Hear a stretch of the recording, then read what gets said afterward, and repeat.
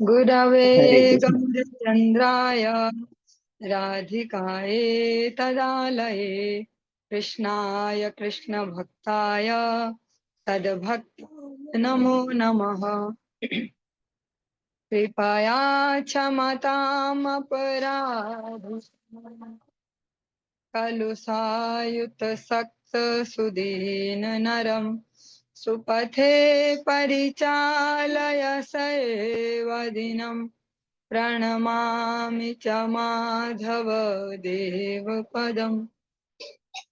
तव कृपाकर्ण अमर संबल तव कृपा बिने नहीं अन्य बल। कृपा कर प्रभु दिया बल दास तो मां प्रणमाय दास तो मां प्रणमाय। सर्वप्रथम भगवान के अभिन्न प्रकाश विग्रह श्री गुरुपाद पद्म पूज्य पात्र दंडी स्वामी अष्टोत्तर सत श्री श्रीमद भक्ति प्रसाद विष्णु गोस्वामी गुरुदेव महाराज के पावन श्री चरण कमलों में असंख्य कोटि दंडवत ज्ञापित करते हुए उनकी अहेतुकी कृपा प्रार्थना करती हूँ। वे अपने कृपा वर्षण करें जिससे निज कर्ता अभिमान भाव को छोड़कर एकमात्र उनकी वाणी के वाहक के रूप में अपना परिचय दे सकूं। परम गुरुदेव नित्य लीला कृष्ण विष्णुवाद श्री श्रीमद भक्ति रहित माधव गोस्वामी महाराज परमेष्ठि गुरुदेव जगत गुरु भक्ति सिद्धांत सरस्वती गोस्वामी ठाकुर प्रभुपाद व समस्त गुरु परंपरा जयुक्त हूँ। सपार्षद श्रीमन नित्यानंद प्रभु श्री गौर हरि वृंदावन बिहारी श्री राधा गोपीनाथ भगवान जयुक्त हूँ। वे हम सभी पर अपनी कृपा वर्षण करे जिससे भगवान के पवित्र नाम और हरि गुरु वैष्णव सेवा में हम सभी की रुचि उत्पन्न हो सके। आज की सायकालीन कक्षा में हम श्रवण करेंगे श्री चैतन्य भागवतम के अंतर्गत आदि खंड का 16वां अध्याय हम श्रवण कर रहे हैं और इसकी 114 114 वाली प्यार से आज हम प्रारंभ करने जा रहे हैं। सर्प से चलिया गेल ज्वाला नहीं हार विप्रगण हाई लेन संतोष अपार। सर्प के चले जाने पर फिर विष ज्वाला नहीं रही जिससे ब्राह्मणों को अपार संतोष हुआ। देखी हरिदास ठाकुरेर महाशक्ति विप्रगणेर जन्मिल विशेष तारे भक्ति। हरिदास ठाकुर की महाशक्ति देखकर उनमें ब्राह्मणों की विशेष श्रद्धा भक्ति उत्पन्न हो गई। हरिदास ठाकुरेर एकोन प्रभाव यार वाक्य मात्र स्थान छाड़ी लेक नाग यार दृष्टि मात्रे छाड़े अविद्या बंधन कृष्ण ना लंघे न हरिदासेर वचन।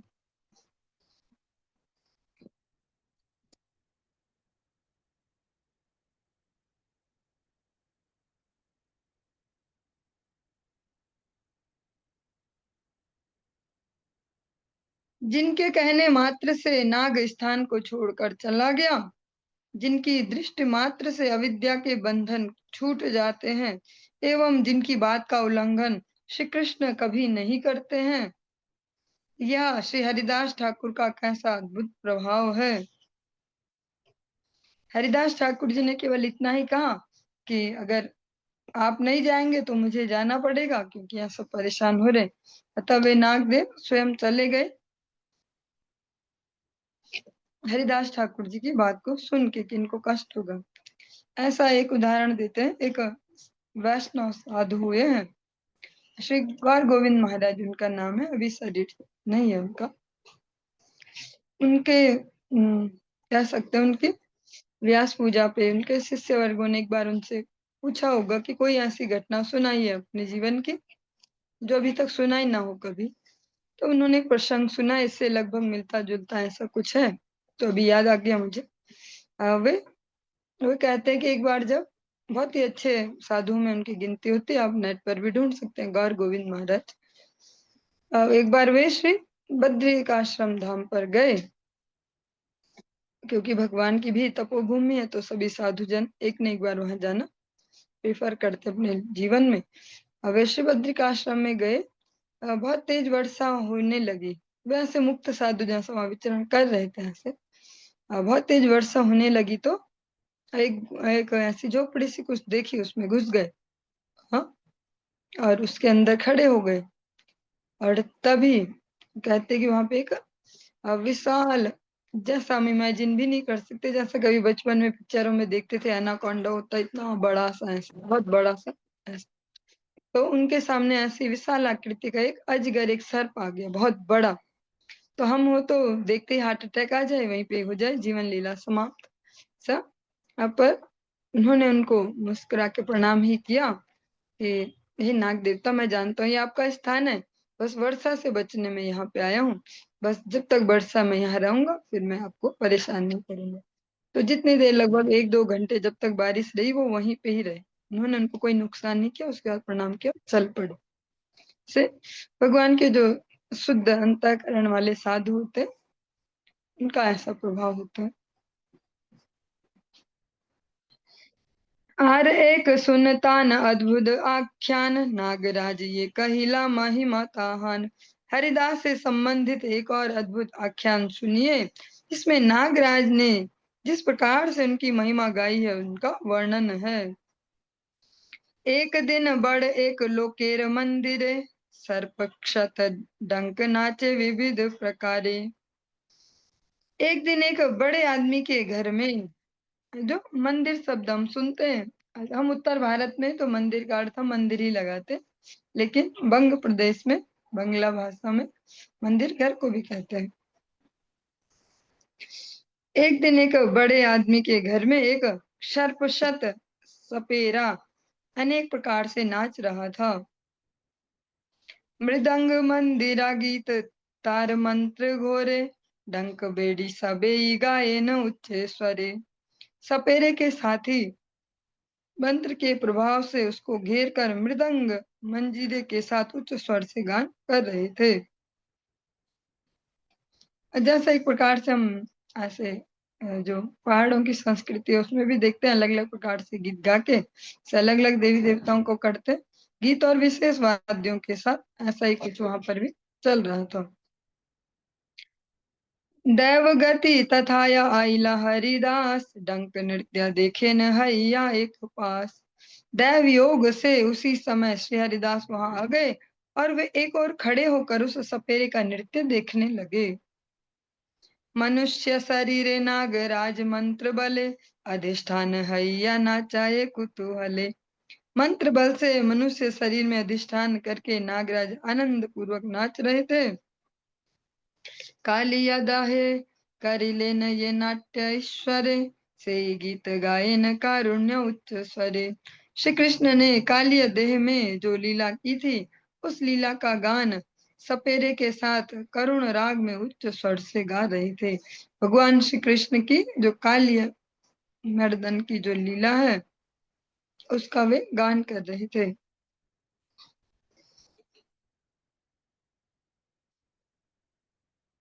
सुनि निज प्रभुर महिमा हरिदास, पड़िला मूर्छित हई कोथा नहीं श्वास। हरिदास ठाकुर अपने प्रभु की महिमा सुनकर मूर्छित होकर ऐसे गिर पड़े कि उनका कहीं श्वास ही नहीं था।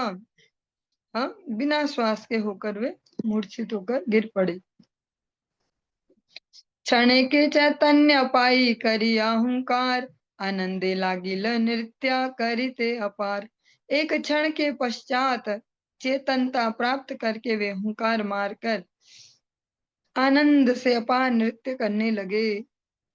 हरिदास ठाकुरेर आवेश देखिया, एक भित हई डंक रही ले न गिया। हरिदास ठाकुर का आवेश देखकर वह सपेरा एक और जाकर खड़ा हो गया। जब उस सपेरे ने देखा हरिदास ठाकुर जी आवेशित हैं और वे स्वयं नृत्य कर रहे हैं, तो वो किनारे खड़ा हो गया अपना नृत्य रोक के। गड़ा गड़ी आये न ठाकुर हरिदास, अद्भुत पुलक अश्रु कंपेर प्रकाश। हरिदास ठाकुर लोटपोट होने लगे, उनके शरीर में अद्भुत पुलक अश्रु एवं कंपन भाव प्रकट हो रहे थे। रोदन करे न हरिदास महाशय, सुनिया प्रभुर गुण हईला तन्मय। हरिदास महाशय प्रभु के गुणों को सुनकर तन्मय हो गए और रुदन करने लगे।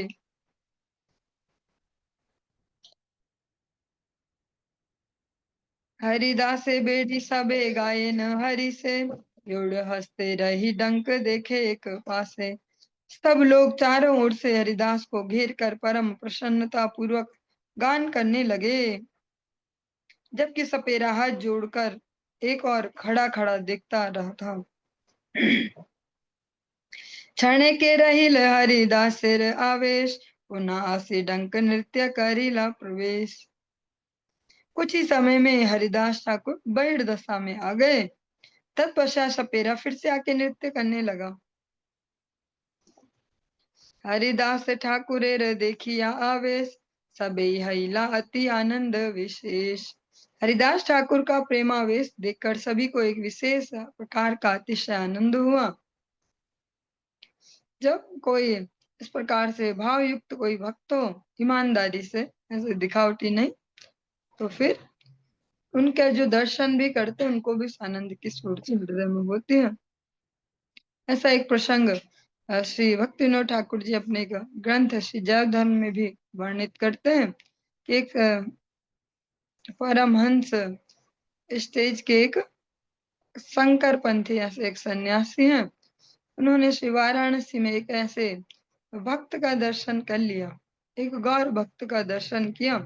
थोड़ी देर के लिए, 1-2 मिनट भी नहीं कह सकते, इससे कम, वो भगवान के नाम के आनंद में नृत्य करते हुए, अश्रु बहाते हुए, आनंदित होकर ऐसे जा रहे हैं। उतने से ही दर्शन में उस सन्यासी को जो भाव आया, उसने उनके पूरे जीवन को बदल दिया कि आज तक मुझे इतना आनंद नहीं आया। मैंने इतना इंद्रिय निग्रह किया, सब कुछ किया, कुटीचक, बहुदक, हंस, परमहंस, यहाँ सब अवस्थाएं पार की, पर ऐसा आनंद कभी ना आया। क्योंकि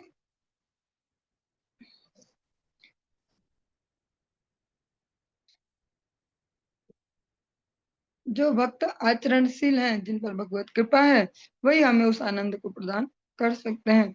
आज हरिदास ठाकुर जी को देखकर सभी को विशेष आनंद प्राप्त हुआ।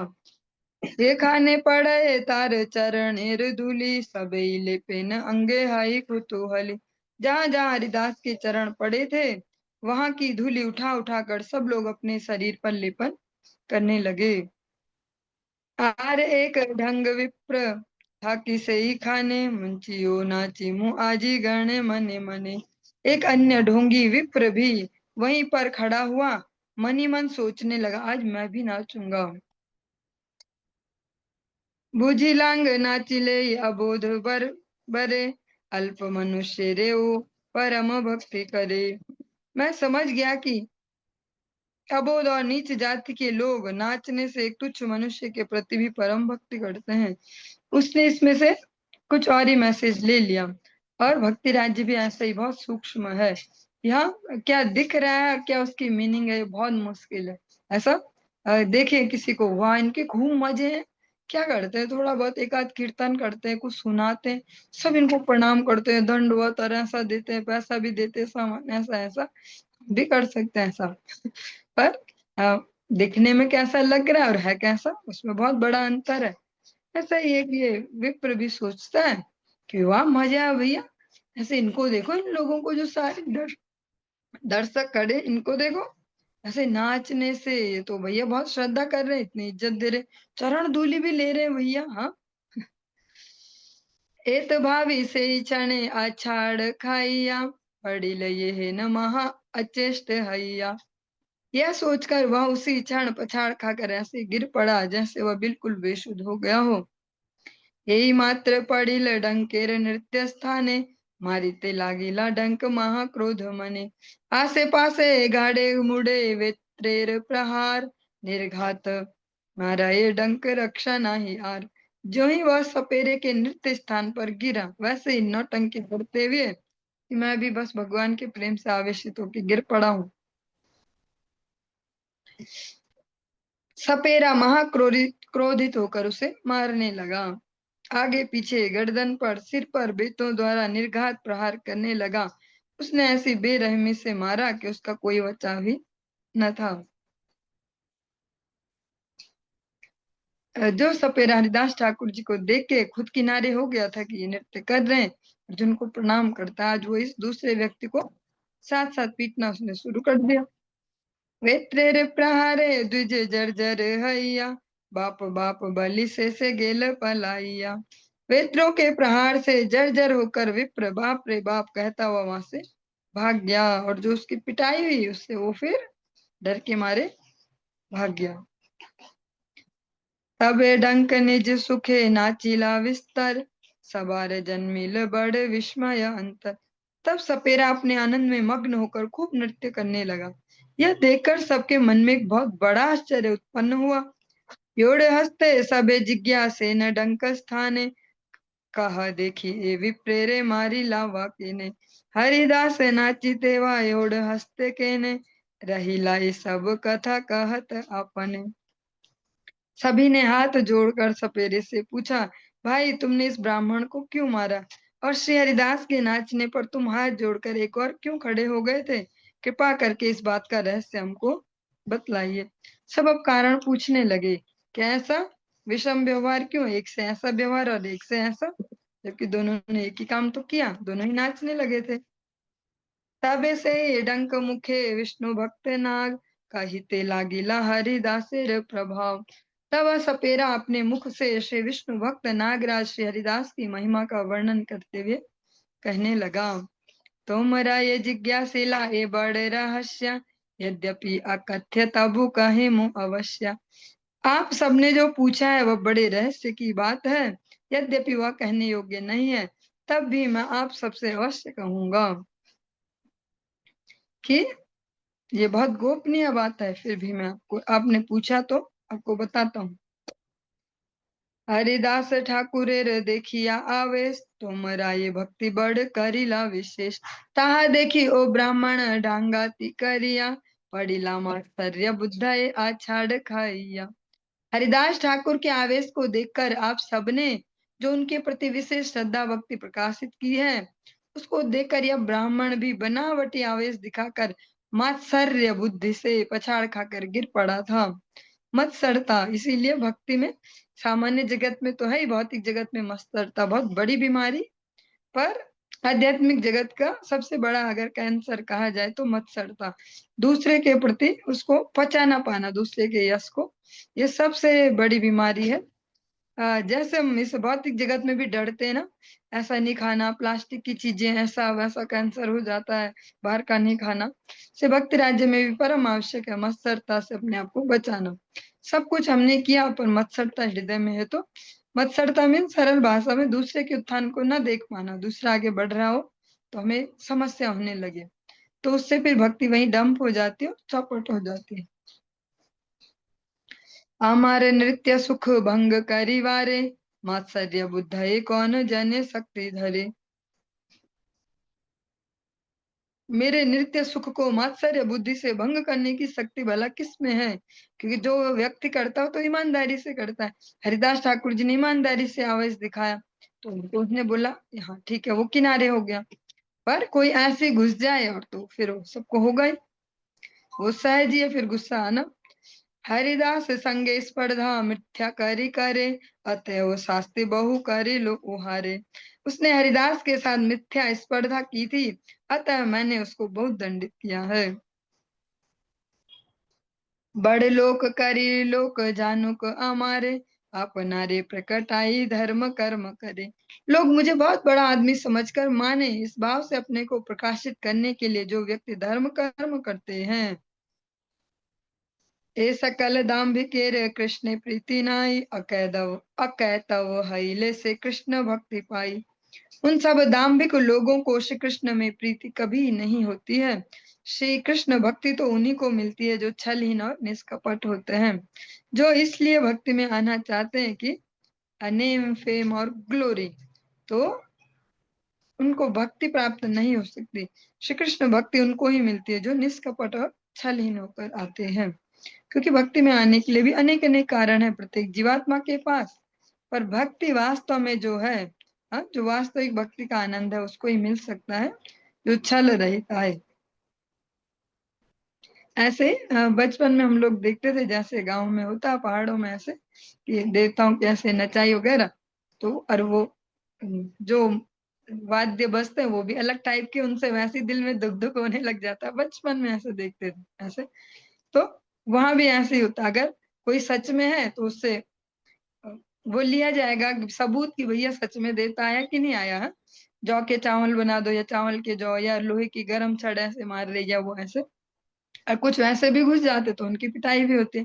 तो ऐसे हमने भी कुछ दर्शन किए, तो वो सब मतलब भगवान ऐसा एक्सपीरियंस भी देते हैं।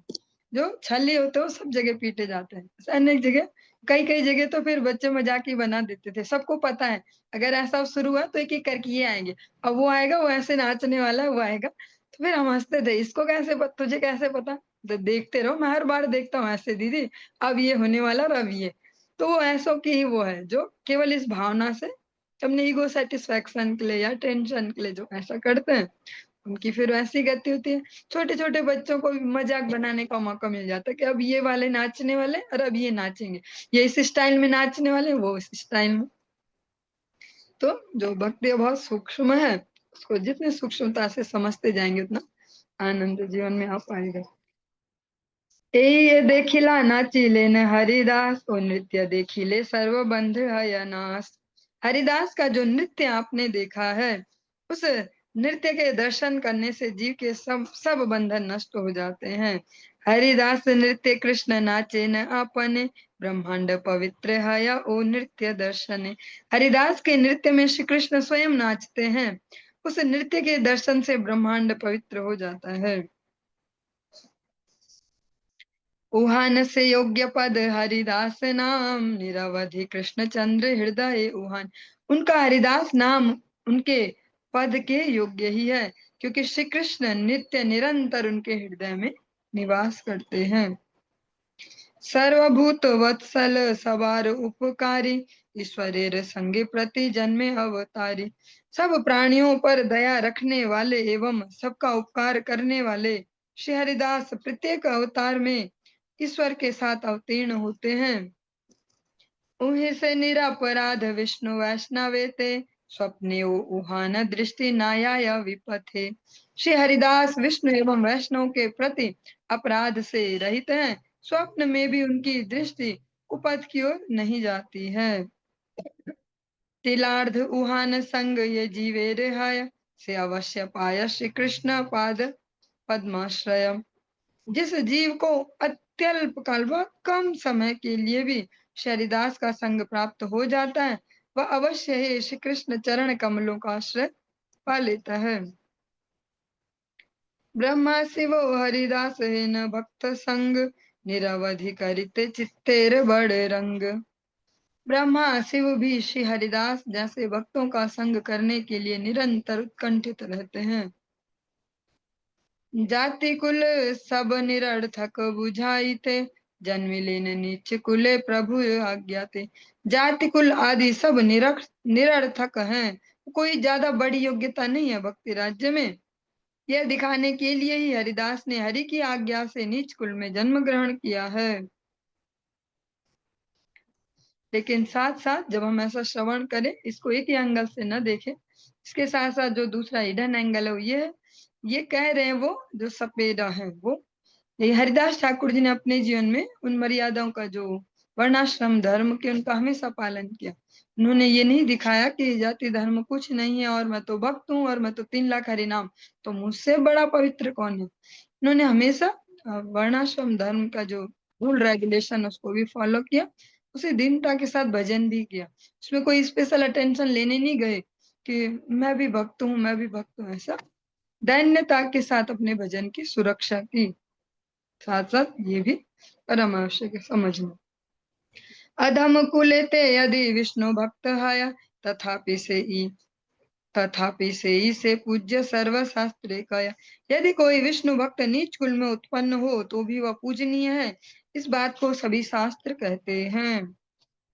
उत्तम कुले ते जन्मे श्री कृष्ण ना भजे, कुले तारकी करिवे नरके ते मजे। यदि कोई व्यक्ति उत्तम कुल में जन्म लेकर भी श्री कृष्ण का भजन नहीं करता तो वह नरक में ही पड़ेगा। उसका उत्तम कुल मात्र उत्तम कुल होने से उसको कोई ऊर्ध्व गति नहीं मिलेगी, अधोगति की ओर ही जाएगा यदि भजन न किया। यही सब वेद वाक्य रे साक्षी दिखाईते, जन्मिले न हरिदास अधम कुलेते। शास्त्रों के इन सब वाक्यों का साक्ष्य दिखलाने के लिए श्री हरिदास ने अधम कुल में जन्म लिया है। प्रहलाद ये है न दैत्य कपि हनुमान, ए मत हरिदास नीच जाति नाम। जिस प्रकार श्री प्रहलाद दैत्य कुल में और श्री हनुमान वानर कुल में प्रकट हुए थे, उसी प्रकार श्री हरिदास नाम मात्र को नीच जाति के हैं। हनुमान जी तो ऐसे मतलब मनुष्यों की श्रेणी में भी नहीं आए, वो तो सीधे वानर श्रेणी में ही, क्योंकि भगवत सेवा के लिए।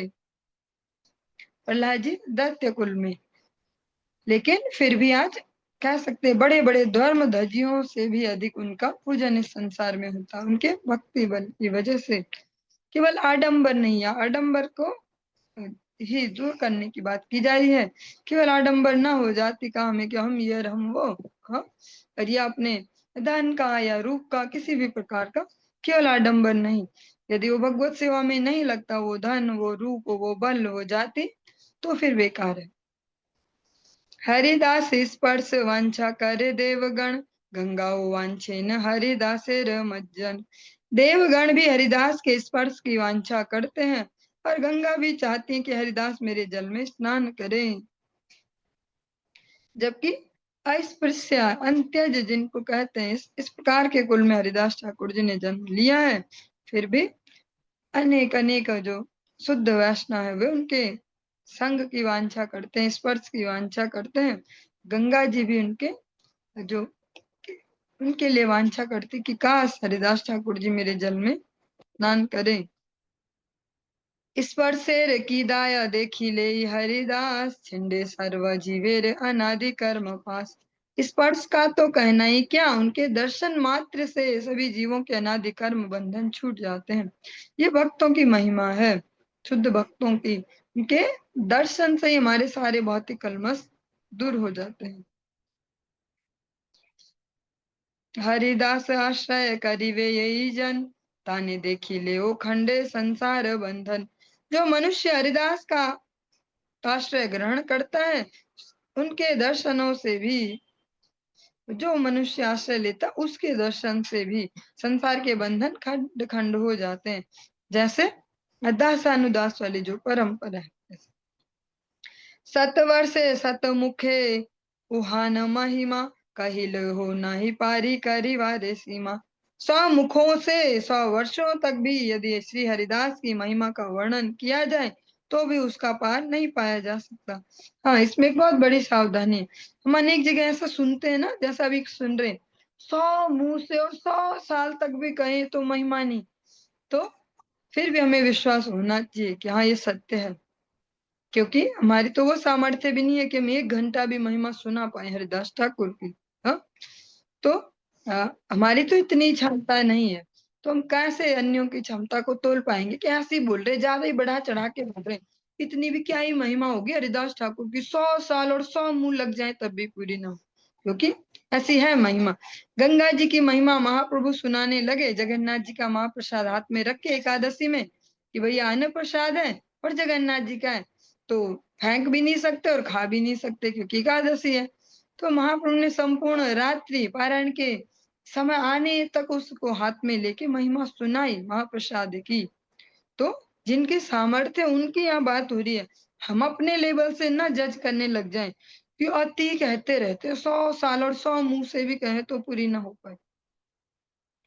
भाग्यवंत तोमरा से तोमा सबा है, उहान महिमा किछु आइल मुखे थे। आप सभी बड़े भाग्यवान हैं, जो आप सबके होते हुए भी इनकी कुछ महिमा मेरे मुख से निकल कर आई है। जो वो सपेरा हैं, वो कहते हैं आप सब बहुत भाग्यवान हैं, आपके भाग्य से मेरे मुख से इनकी कुछ महिमा निकल पाई। हाँ, वास्तव में इनकी महिमा कोई 100 वर्ष तक और 100 मुखों से गाए तब भी न गा पाए। और ऐसा है ही, जो हमारे जो ज्येष्ठ गुरुवर्ग हैं, गुरुदेव के ज्येष्ठ गुरु भ्राता नित्य लीला पृष्ठों विष्णुवासी श्रीमद भक्ति तीर्थ गोस्वामी महाराज जी, वे कहते हैं कि किसी भी वैष्णव की महिमा को गान करना हमारे जड़ बुद्धि का विषय नहीं है, कि बहुत बढ़िया सुनाते हैं, ऐसे आविर्भाव तिथि पर बढ़िया बढ़िया सुनाया सब। उनकी महिमा का गान उनकी कृपा से ही किया जा सकता है, कि उनसे कृपा मांगी जाए कि आपका कुछ महिमा गान हमारे मुख से निकल पाए, तभी वास्तव में। नहीं तो वो कोरा वाणी विलास हो जाएगा, शब्द जाल की बढ़िया बढ़िया वहां से कहानी रटी, वहां से कहानी रटी और सुना दी से। वास्तव में जो वैष्णव की महिमा है, जब हमारे हृदय में आएगी तो वहां दीनता आएगी, वहां अहंकार और दंभ नहीं आएगा कि हमें तो बहुत आ गया। हाँ, ऐसा सकृत ये बलि वेक हरिदास नाम, सत्य सत्य से आई वेक कृष्ण धाम। जो मनुष्य एक बार भी श्री हरिदास का नाम बोलेगा, वह निश्चय ही श्री कृष्ण धाम को जाएगा। एत बलि मौन हई लेन नागराज, तुष्ट हई लेन सुनि सज्जन समाज। हेन हरिदास ठाकुरेर अनुभाव, कहिया अच्छेन पूर्वे श्री वैष्णव नाग। सबार परम प्रीति हरिदास प्रति, नाग मुखे सुनि हर्षित हैल अति। इतना कहकर सपेरे में समाविष्ट नागराज चुप हो गए। जो वे सपेरे हैं, उनके शरीर में जो नागराज का अधिष्ठान है, जैसा हम अभी भी देखते हैं, चाहे वो हिमाचल प्रदेश हो या उत्तराखंड, वहां पर अभी भी ये परंपरा जीवित है। वास्तव में भी जीवित है, ऐसा भी नहीं कह सकते कि सभी झूठी करते और सभी ढोंगी करते। वास्तव में भी होता है, पर जो उतने शुद्ध अंतकरण वाले और कुछ क्षण के लिए, थोड़ी सी देर के लिए, और ऐसे अलग अलग देवी देवताओं का अधिष्ठान होता है, और वे अपना प्रेजेंस को दिखाते भी हैं कि जो ये शरीर अभी ये नहीं हूँ, मैं हूँ। ऐसे जो नागराज हैं, वे सपेरे के जो शरीर में प्रविष्ट हुए, वो इतना हरिदास ठाकुर जी की महिमा गा के अब चुप हो गए। ठाकुर हरिदास की उस महिमा को सुनकर समस्त सज्जन समाज अति प्रसन्न हुआ। श्री हरिदास ठाकुर की ऐसी ही महिमा पहले भी वैष्णव नाग अभिव्यक्त कर चुके थे। अब नागराज के मुख से उनकी महिमा सुनकर सब लोगों की श्री हरिदास के प्रति परम प्रीति हुई, और वे सब बड़े आनंदित हुए। जो वे नाग थे गुफा वाले, जो वहां रह रहे थे, कथा सुन रहे थे उनसे, पर लोगों को असुविधा हुई तो उन्होंने कहा कि मैं ही चला जाता हूँ, तो फिर वो चले गए। उन नाग के माध्यम से भी सबने उनकी महिमा देखी थी कि भैया इनको कुछ नहीं किया इन्होंने इतने दिन से, और जब इन्होंने जाने की बात की तो चुपचाप यही चले गए। ऐसा तो नहीं किसी एक दो को खा पी लिया हो, ऐसा कुछ जहर फेंका हो, ऐसा ऐसा यहाँ पर भी देखा कि सपेरे में भी जो नागराज अविष्ट हुए, उन्होंने भी इनकी महिमा गाई। तो हरिदास ठाकुर की जो महिमा है वो और ज्यादा सबके हृदय में आई, सबको उनसे और श्रद्धा उत्पन्न हुई। जो वैष्णव होते हैं वे स्वयं अपना परिचय नहीं देते फिरेंगे, मैं तो इतना बड़ा और मैं इतना महान हूँ और मैं इतना करता हूँ और इतने साल से, ऐसा जो अनुभव लेते हैं उनकी वैष्णवता का, उनसे हम उनकी महिमा जान सकते हैं। हे नमते वैश्य न ठाकुर हरिदास, गौर चंद्र न करे न भक्तिर प्रकाश। हरिदास ठाकुर इस प्रकार वास कर रहे थे, इधर गौर चंद्र ने अभी तक अपनी भक्ति का प्रकाश नहीं किया था, अभी विद्या विलास ही चल रहा है। सर्वाधिके विष्णु भक्ति शून्य सर्वजन, उद्देश्यो उद्देश्यो न जाने के केहा के मने कीर्तन। जगत के सभी लोग विष्णु भक्ति शून्य थे, किसी को भी मालूम नहीं था कि कीर्तन कैसा होता है और उसका क्या उद्देश्य है। कोथाओ नाहिक विष्णु भक्तिर प्रकाश, वैष्णवेरे सबे करे परिहास। कहीं पर भी विष्णु भक्ति का प्रकाश नहीं था, सब लोग वैष्णव को देखकर उनका परिहास करते थे। विष्णु भक्ति शून्य उस समय समाज था, और अगर कोई भक्त थे भी, उनको देखकर सब उनका मजाक उड़ाते, इनको देखो इनके ड्रामे या इनका ऐसा तैसा। आपना अपने सब साधुगण मेली, गाये न श्री कृष्ण नाम दिया कर ताली। साधुगण आपस में मिलकर हाथों से तालियां बजाते हुए श्री कृष्ण नाम संकीर्तन करते थे। ताहते ओ दुष्ट गण महाक्रोध करे, पाषंडी पाषंडी मेली बल गियाई मरे। ऐसा करने से भी दुष्ट लोग महाक्रोध करते थे, पाषंडी पाषंडी सब मिलकर ईर्ष्या से उनकी आलोचना करते रहते थे। ए वामुन गुला राज्य करिवेक नाश, यह सभा है ते हबे दुर्भिक्ष प्रकाश। यह ब्राह्मण समुदाय राज्य का नाश कर डालेगा, इन सब के होने से यहाँ काल पड़ेगा। जो भक्त हैं, जो भक्ति कर रहे हैं, उनको लोगों को देखकर इस प्रकार से कहते हैं, जो अभक्त हैं, कि इनकी वजह से हमारे राज्य का नाश होगा, अब यहाँ अकाल आने वाला है। एवा मन गुला सब मागिया खाई ते, भावों को कीर्तन करी नाना छल पाते। इन सब ब्राह्मणों ने उदर भरण के निमित्त विभिन्न प्रकार के छल का विस्तार करके हरि नाम कीर्तन के द्वारा भावुकों का वेश ग्रहण किया हुआ। ऐसा भक्तों को देखकर कहते हैं कि तो खाने कमाने का धंधा है, अगर सरल भाषा में कहें। हाँ, कुछ नहीं है, भक्ति वक्ति खाने कमाने का धंधा है। और बस ऐसे ही भावुकों जैसे ऐसे चिल्लाते रहते हैं भाव में आके, ऐसी भावुकों वाली भक्ति कुछ नहीं इनका ऐसा। गोसाइर सयन वरिषाचारी वास, की हाथे की या डाकी ते बड़ डाक। वर्षा के 4 महीने प्रभु का शयन होता है। ऐसे समय में उच्च हरिनाम करना क्या उचित है। वे जो सारे लोग हैं जो स्वयं नहीं करते, वे इतने बढ़िया बढ़िया तर्क भी लाते हैं कि भैया आजकल तो चतुर्मास चल रहे हैं। हाँ, भगवान तो सोने चले जाते हैं विष्णु भगवान, अब ये इतने इतना हल्ला कर करके कीर्तन कर रहे। हाँ, कुछ फायदा है क्या इसका, ठीक है क्या ये। कुछ ऐसा भी कहते होंगे कि भैया भगवान की नींद भंग कर रहे हैं, ये चिल्ला चिल्ला के कीर्तन कर रहे हैं। सब अपने अपने लॉजिक लगाते हैं। निद्रा भंग हईले क्रुद्ध हई वे गोसाई, दुर्भिक्ष करी वे देसे इथे द्विधानाई। और यही कहते हैं बिल्कुल जैसा अभी हम सुन रहे हैं। निद्रा भंग होने पर प्रभु क्रोधित हो जाएंगे, तो वे देश में दुर्भिक्ष कर देंगे, इसमें संदेह नहीं। कहते हैं भगवान तो सोने जा रखे हैं ना 4 महीने के लिए, और ये लोग इतना चिल्ला चिल्ला के हरि बोल और ये सब करते रहते अपना ड्रामाबाजी। अगर भगवान की नींद भंग हो गई, जो सोने जा रखे हैं, सबसे खुद को बचा के सोने जा रखे चुपचाप, हाँ, दुनियादारी सब छोड़, नींद उनकी खराब हो गई तो आएंगे, उठेंगे और सब तहस नहस कर देंगे। हाँ, सब यहाँ अलग अलग प्रकार के दुर्भिक्ष होने लगेंगे। दुर्भिक्ष में ऐसे दुर्घटनाएं, बड़ी बड़ी प्राकृतिक आपदाएं आदि आदि ऐसा होने लग जाएगा इनके कीर्तन से। भगवान की नींद खराब हो जाएगी, भगवान को गुस्सा आ जाएगा, फिर सब बेकार हो जाएगा यहाँ। केह बले यदि धान्य किछु मूल्य चढ़े, तबे ए गुलारे धरी खिलाई मुंह गाड़े। कोई कहता यदि धान्य के मूल्य कुछ तेज हुए, तो इन सबको गर्दन से पकड़कर मारूंगा। एक स्टेप आगे जाके भी सोचते हैं, क्योंकि ये जो चतुर्मास है, इसमें वो धान की खेती भी तो होने वाली है। और अगर भगवान जी की नींद खराब हुई, भगवान जी नाराज हो गए और सब सूखा अकाल कुछ ऐसे पड़ा और हमारी खेती चौपट हुई ना, देखना गर्दन पकड़ के इनको मारेंगे हम। हाँ, गला पकड़ के भी छोड़ेंगे नहीं, ऐसा मारेंगे। केह बले एकादशी निशि जागरण, करिवे गोविंद नाम करि उच्चारण। प्रतिदिन प्रतिदिन उच्चारण करिया की काय, ए रूपे बले यत मध्यस्थ समाज।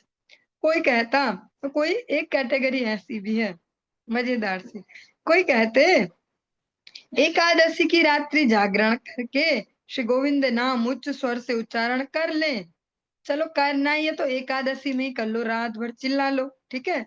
किंतु प्रतिदिन उच्च स्वर से हरिनाम कीर्तन करने से क्या लाभ है। मध्यस्थों का समाज इस प्रकार की बातें करता रहता है। और कुछ लोग होते हैं ना बीच के, ना इधर के ना उधर के, हाँ, दोनों तरफ के, थोड़ा इधर थोड़ा इधर। वो कहते हैं ये वाली बात, चलो करना ही है, इतना ही शौक चढ़ा है तो एकादशी को कर लो, रात भर चिल्ला लो। पर रोज रोज क्या ड्रामा है, रोज रोज क्या चिल्ला चिल्ला के कीर्तन करना।